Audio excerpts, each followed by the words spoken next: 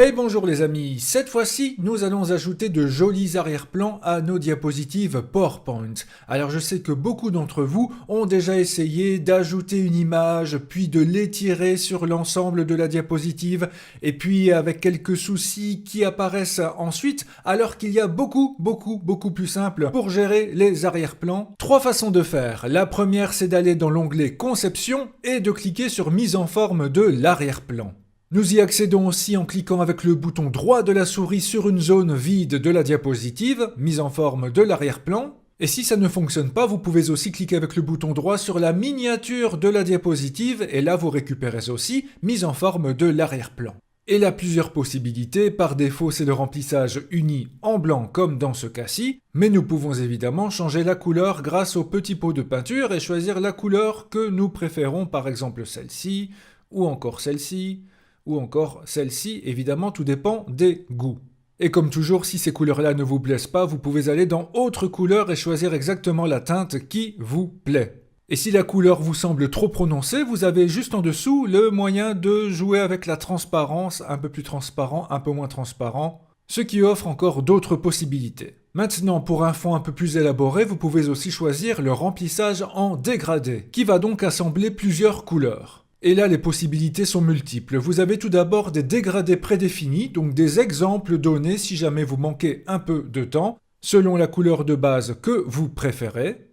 Nous pouvons aussi choisir d'autres types de dégradés. Je vais choisir linéaire, nous voyons que c'est un peu différent, le mélange de couleurs est différent. Pourquoi pas aussi rectangulaire, voici ce que cela donne. Tracé aussi, avec une sorte de croix lumineuse en arrière-plan. Si nous choisissons par exemple le type linéaire, nous pouvons choisir l'orientation. En clair, à quel endroit viendra se loger la couleur la plus foncée et la couleur la plus claire de mon dégradé. Et là, dans orientation, vous voyez différentes possibilités. Par exemple, je veux que le plus foncé soit à gauche, voilà. Ou encore à droite, voilà aussi. Et nous pouvons même choisir l'angle. Si j'augmente l'angle, vous voyez, on peut tout à fait retourner comme on veut le dégradé sans problème. Évidemment, nous pouvons à nouveau choisir les couleurs présentes. Grâce à la petite barre des points de dégradé très pratique, ici nous voyons que nous avons 3 couleurs différentes grâce aux 3 signets ou marque-pages présents sur cette barre. Nous pouvons en avoir moins ou plus en cliquant sur le petit plus ou moins en cliquant sur la petite croix.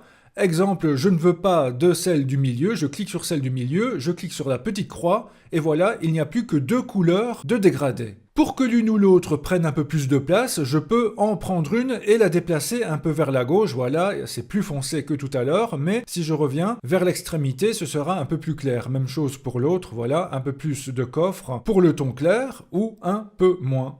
Et si j'ajoute une couleur en plus, mais très différente des 2 autres, eh bien cela peut donner ceci, mais soyez toujours prudent dans le choix des couleurs pour ne pas faire peur à votre public. Donc en cliquant sur n'importe quel signet, vous pouvez choisir sa couleur, mais également sa position qui correspond, comme vous le voyez, à l'endroit où nous avons mis son signet, la rendre un peu plus transparente ou pas. Ici à 100% nous sommes dans le blanc, mais à 0% nous sommes bien dans la couleur choisie. Et enfin sa luminosité, un peu plus foncée, un peu plus claire. Donc vous avez compris que tout était possible. Maintenant, ce qui peut être intéressant aussi, c'est le remplissage avec une véritable image ou une texture. Alors ici, par défaut, il m'a mis une texture, listée ici. Parfois cela peut vite piquer aux yeux et être très rétro, c'est le moins qu'on puisse dire. Mais si vous aimez le rétro, je vous respecte. Néanmoins, en allant dans Source de l'image insérée, là nous pouvons choisir une véritable image, soit à partir d'un fichier en allant rechercher une image sur votre ordinateur, mais également grâce à la photothèque et les images en ligne. C'est ce que je vais faire. Comme nous sommes dans le thème de l'océan, je vais choisir la catégorie Océan et par exemple cette image-ci, insérée. Et là donc il prend notre image et l'étire au maximum sur notre diapositive.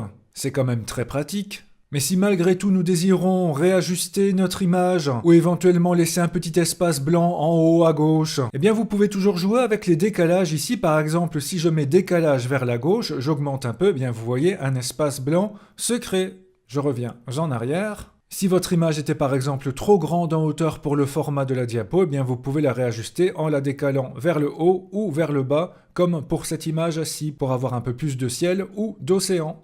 Alors attention mes amis, de toujours faire en sorte que votre contenu soit bien visible, ressorte bien sur vos diapositives par rapport à l'arrière-plan. Ici pour mon titre principal tel qu'il est mis là, il n'y a aucun problème. Maintenant, si j'avais voulu mettre le titre par exemple en bas à gauche, eh bien là vous voyez qu'il ne ressort plus du tout, il n'est quasi plus visible. Si c'est le cas, petit truc, vous pouvez là aussi jouer avec la transparence de l'image. Si je l'augmente ici, eh bien vous voyez qu'à un certain moment, eh bien l'image est toujours présente, un peu plus transparente, mais surtout le texte redevient bien lisible.